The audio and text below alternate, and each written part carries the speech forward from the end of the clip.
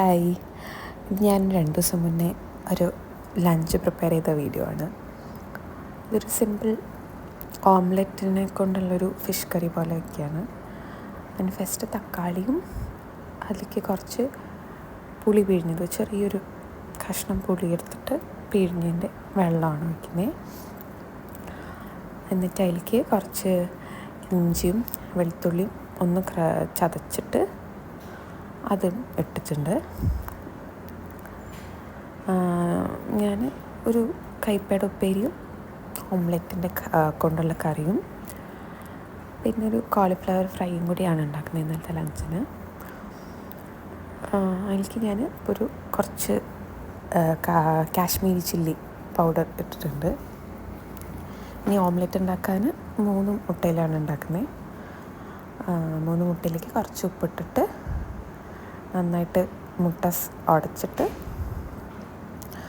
ആണ് ഓംലെറ്റ് ആക്കി എടുക്കുന്നത്. വേറെ ഒന്നും ഇടുന്നില്ല, കാരണം കറിയിൽ ഉള്ളിയും വെളുത്തുള്ളിയും ഇഞ്ചിയൊക്കെ വരുന്നതുകൊണ്ട് മുട്ടയിൽ വേറെ ഒന്നും ആഡ് ചെയ്യുന്നില്ല. നന്നായിട്ട് ഉടച്ചിട്ട് ഓംലെറ്റ് ആക്കാം.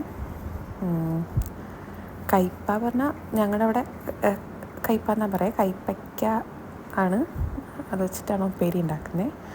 അപ്പോൾ ഞാൻ തക്കാളിയും പുളിയും കൂടെ വേവിക്കാൻ വെച്ചതിലേക്ക് കുറച്ച് ഉപ്പും കൂടെ ചേർത്തു. എന്നിട്ട് മുട്ട ഓംലെറ്റ് ആക്കാൻ വേണ്ടിയിട്ട് വയ്ക്കുകയാണ്. കുറച്ച് വെളിച്ചെണ്ണ ഒഴിച്ച് കൊടുത്തിട്ട് ഓംലെറ്റ് ഉണ്ടാക്കാം.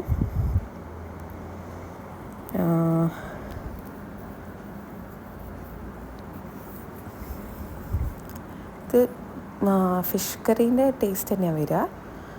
പെട്ടെന്ന് ഉണ്ടാക്കുകയും ചെയ്യാം. കുറച്ച് ഇഞ്ചി വെളുത്തുള്ളിയൊക്കെ ചതച്ചിടണമെന്നൊക്കെ ഉള്ളൂ.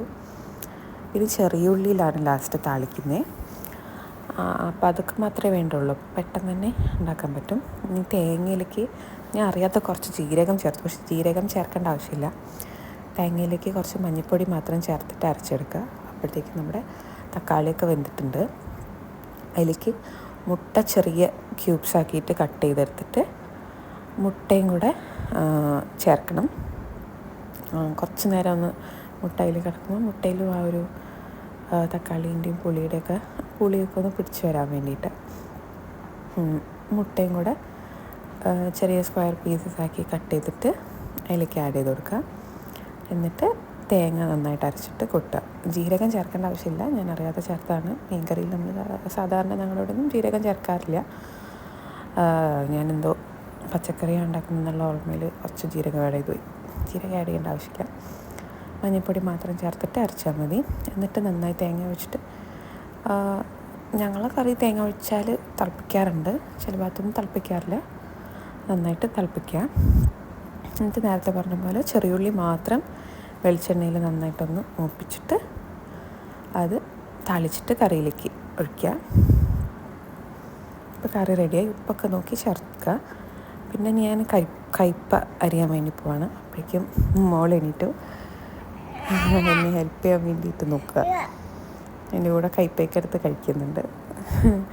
ഇനി കയ്പ്പ ചെറുതായിട്ട് നല്ല പോലെ ചെറുതാക്കി അരിഞ്ഞെടുക്കുക. ഇനി അതിൻ്റെ കൂടെ തന്നെ ഞാൻ കോളിഫ്ലവറിനെയും ഒന്ന് തിളയ്ക്കാൻ വേണ്ടി വെക്കുന്നുണ്ട്. കുറച്ച് മഞ്ഞൾപ്പൊടിയും ഉപ്പും മാത്രം ഇട്ടിട്ട് ജസ്റ്റ് ഒന്ന് തിളപ്പിച്ചെടുക്കുക, അതിൽ പുഴുവൊക്കെ ഉണ്ടെങ്കിൽ പോകാൻ വേണ്ടി. ഇനി അരിഞ്ഞ കയ്പ്പിൻ്റെ അകത്തേക്ക് കുറച്ച് ഉപ്പ് ചേർത്തിട്ട് കുറച്ച് വെള്ളം ഒഴിച്ച് നന്നായിട്ടൊന്ന് പ്രസ് ചെയ്ത് കഴുകുക. അപ്പോൾ കുറച്ചൊന്ന് കയ്പ്പ് കുറയാൻ വേണ്ടിയിട്ടാണ് അങ്ങനെ ചെയ്യുന്നത്. കുറച്ച് ഉപ്പും കുറച്ച് വെള്ളം ഒഴിച്ചിട്ട് നല്ല കൈകൊണ്ട് പ്രസ് ചെയ്തിട്ട് കഴുകി വെള്ളം മാറ്റി വയ്ക്കുക. അപ്പോഴേക്കും കോളിഫ്ലവർ നന്നായി തിളച്ച പാടന്നെ ഓഫ് ചെയ്യാം. ഇനി ഞാൻ കോളിഫ്ലവറിനേക്ക് വേണ്ടിയിട്ടുള്ള മസാല ഉണ്ടാക്കുന്നത്. അതിന് ജിഞ്ചർ ഗാർലിക് പേസ്റ്റ്, ഞാനിവിടെ റെഡിമെയ്ഡായിട്ട് വാങ്ങുന്ന ജിഞ്ചർ ഗാർലിക് പേസ്റ്റാണ് യൂസ് ചെയ്യുന്നത്. പിന്നെ കുറച്ച് കാശ്മീരി ചില്ലി പൗഡർ ചേർക്കാം. അത് എരിവിനനുസരിച്ച് ചേർക്കാം, കാശ്മീരി ചില്ലി പൗഡർ. പിന്നെ ഉപ്പാണ്. ഞാൻ കോളിഫ്ലവർ തിളപ്പിക്കുന്ന സമയത്ത് കുറച്ച് ഉപ്പിട്ടുണ്ട്, അതുകൊണ്ട് അത് നോക്കിയിട്ട് ഉപ്പ് ചേർക്കുക. പിന്നെ കുറച്ച് ഗരം മസാല ചേർക്കുന്നുണ്ട്. ഗരം മസാല ചേർത്ത് കഴിഞ്ഞിട്ട് അരിപ്പൊടിയാണ് ചേർക്കുന്നത്. കോൺഫ്ലവർ ഉണ്ടെങ്കിൽ കോൺഫ്ലവർ ചേർക്കുക. എൻ്റെ കയ്യിൽ അരിപ്പൊടി ഉണ്ടായിരുന്നുകൊണ്ട് ഞാൻ കുറച്ച് അരിപ്പൊടിയാണ് ചേർത്തത്. പിന്നെ പെരിഞ്ജീരകമാണ് ഇടുന്നത്. പെരിഞ്ജീരകം അങ്ങനെ ഫ്രൈ ചെയ്യുമ്പോൾ അതിനോട് കടിക്കുമ്പോൾ നല്ല ടേസ്റ്റാണ്. പിന്നെ ഒരു മുട്ട ഇട്ടു. പിന്നെ ചേർക്കുന്നത് കുറച്ച് നമ്മൾ ഏത് ഓയിലാണോ ഫ്രൈ ചെയ്യുന്നത് അതും കൂടെ കുറച്ച് ചേർക്കണം. ഞാൻ വെളിച്ചെണ്ണയിലാണ് ഫ്രൈ ചെയ്തത്, അപ്പം കുറച്ച് വെളിച്ചെണ്ണ ചേർത്ത് കൊടുത്തു അതിൻ്റെ കൂടെ. എന്നിട്ട് നന്നായിട്ട് മിക്സ് ചെയ്തിട്ട് അതിലേക്ക് കോളിഫ്ലവർ ചൂടുവെള്ളത്തിൽ നിന്ന് അങ്ങനെ എടുത്തിട്ട് കോളിഫ്ലവറും കൂടെ ചേർക്കണം. കോളിഫ്ലവർ ആദ്യം നന്നായി കഴുകിയിട്ടാണ് ചൂടുവെള്ളത്തിൽ ഒന്ന് ജസ്റ്റ് ഒന്ന് ബോയിൽ ചെയ്തത്. നന്നായിട്ട് ബോയിൽ ചെയ്ത് കഴിഞ്ഞാൽ ഫ്രൈ ചെയ്യുമ്പോഴത്തേക്ക് ഉടഞ്ഞു പോവും. ജസ്റ്റ് ഒന്ന് ബോയിൽ ചെയ്താൽ മതി. എന്നിട്ട് വെളിച്ചെണ്ണയിൽ തന്നെ കുറച്ചധികം വെളിച്ചെണ്ണ ഒഴിച്ചിട്ട്, കുറച്ച് കുഴി പോലെയുള്ള പാത്രമാണെങ്കിൽ ഇത്തിരി ഒന്ന് മുങ്ങി നിൽക്കും, അപ്പോൾ അങ്ങനത്തെ പാത്രത്തിൽ ഫ്രൈ ചെയ്തെടുക്കുകയാണ്.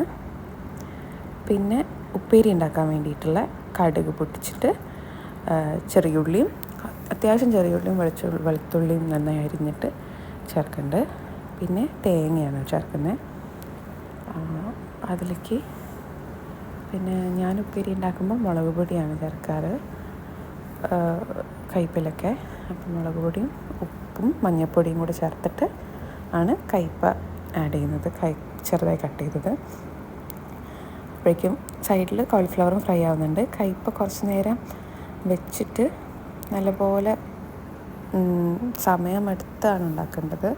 ലോ ഫ്ലെയിമിൽ അങ്ങനെ വെച്ചാൽ മതി. കുറേ സമയം കഴിയുമ്പോൾ അത് വെള്ളം ഒഴിക്കാണ്ട് തന്നെ നല്ല ഫ്രൈ ആയ പോലെ റെഡി ആയിക്കോളും. അപ്പം ലഞ്ചിനതൊക്കെയാണ് ചോറ്, കയ്പ്പയുടെ ഉപ്പേരി, കോളിഫ്ലവർ, പിന്നെ മുട്ടയുടെ കറി.